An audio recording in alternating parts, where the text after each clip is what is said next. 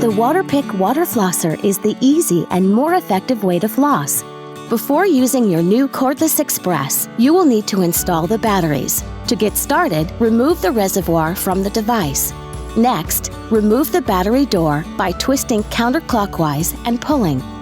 Once the battery door has been removed, insert 3 AA batteries and replace the door by lining up the arrows, pushing and twisting clockwise. Now, reinstall the reservoir and fill it with warm water. Next, insert a tip firmly until it clicks into place.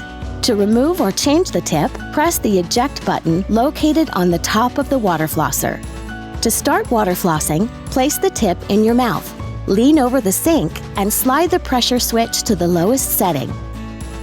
Turn the pressure to the setting that feels most comfortable to you. The Cordless Express has a low and high setting.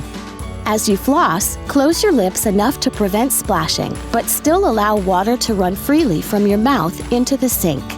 To avoid mess, don't look in the mirror while water flossing. Look into the sink. For best results, aim the tip at the gum line at a 90-degree angle, starting with the back teeth. Follow the gum line and pause briefly between teeth.